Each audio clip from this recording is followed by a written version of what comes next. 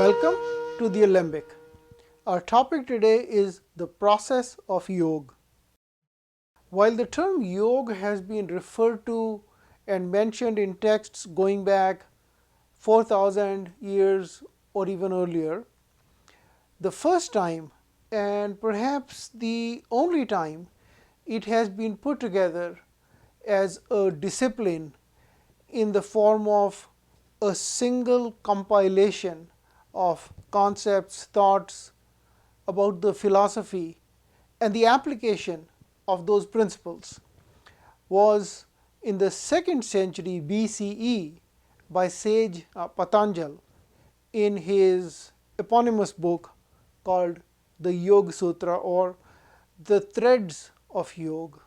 This is considered the authoritative text on the subject, and it's studied by pretty much anyone who is a serious student of yoga, whether to understand its philosophy or to apply the tools and techniques and the discipline in their life, or to spread it to others. So let's try and explore what the sage Patanjali says and what kind of guidance he provides us for applying the philosophy, the principles, the tools and techniques in our lives today, so we can get the same benefit from it.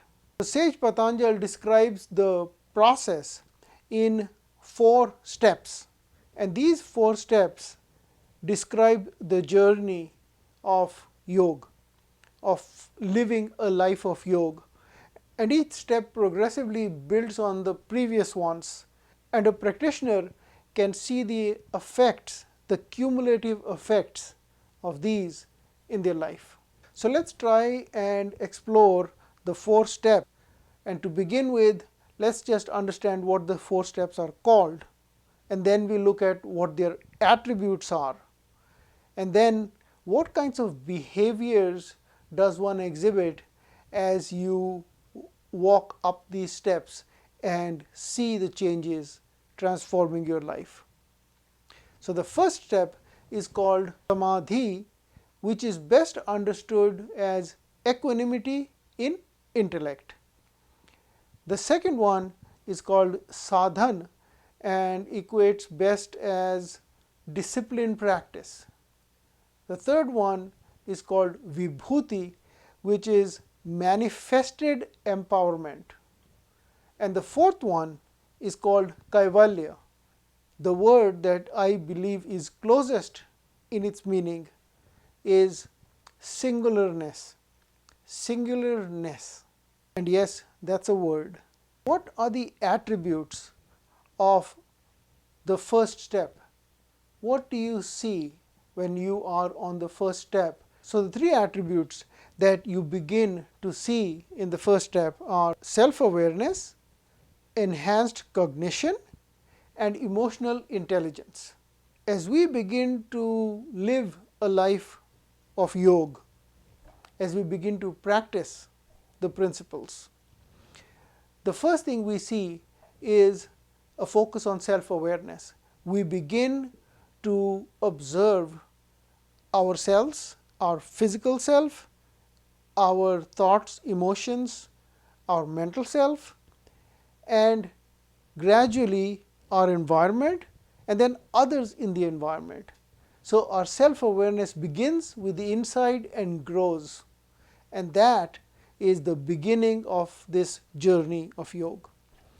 The second immediate effect is improved cognition, and that is the result of the focus and the mental balance that one begins to experience when you start practicing yoga, and that just makes our mental faculties, our mental capabilities stronger.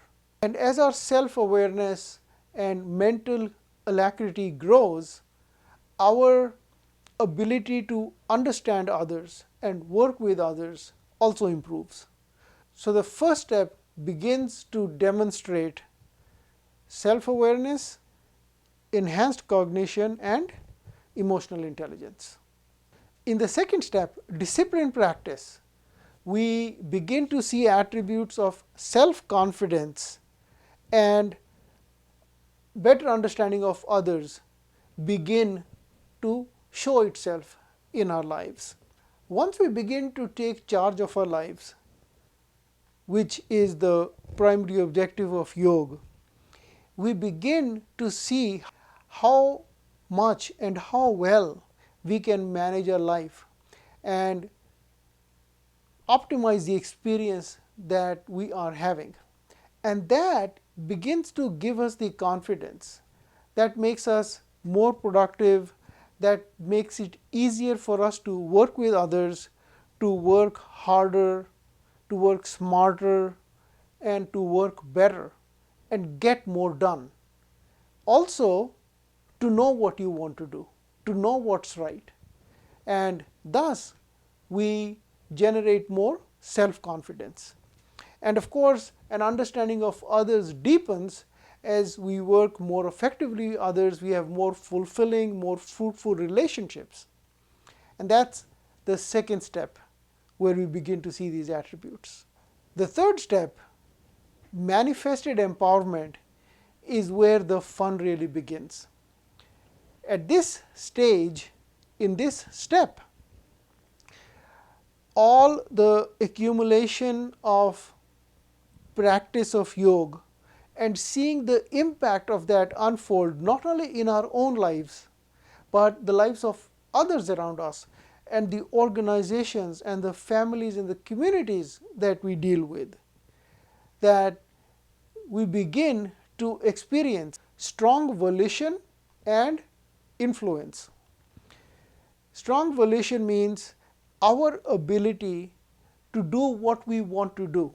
First, decide accurately and resolutely what it is we want to do, and then being able to do it, overcoming hurdles such as emotional constraints, distractions, and other challenges that we face all the time in our lives. And our ability to be more productive and achieve our goals improves greatly. And all of that self-development now begins to manifest itself in our lives, and we can see the effect of it all around us. Along with that comes the ability to influence others, because as others see your life changing, and as you work with others, you begin to influence them more. And thus, at this step, you have a stronger sense of self. What you do is more effective, and you are also more effective with others. So if you are in a leadership position, then you can really see how you can influence others and how you can get them to improve themselves, not just at an individual level, but as a group, as a team, as a family, as a community, and you begin to impact your environment. And the last step is really the culmination of this process and takes us to where the purpose of yoga begins to get fulfilled. And I use the word singularness to describe this step. And that is because in this state, with all the accumulated impact of living a yogic life and seeing the changes, the transformation, the manifestation in our lives and around us, two attributes that we begin to see unfold are sovereignty and fearlessness. Sovereignty, in that we become sovereign, we become our own selves, and we know what we are. Singularness is the word I choose because this is a state where we realize that we are alone, that whatever happens in our lives, whatever we do in our lives, is up to us.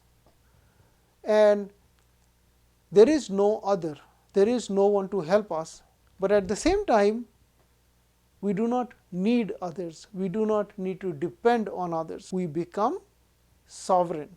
in our own selves. We have a sense of doing what we wish to do and getting what we wish to get. And the other aspect of that is fearlessness. Since we now know or now experience the ability to do what we wish to do.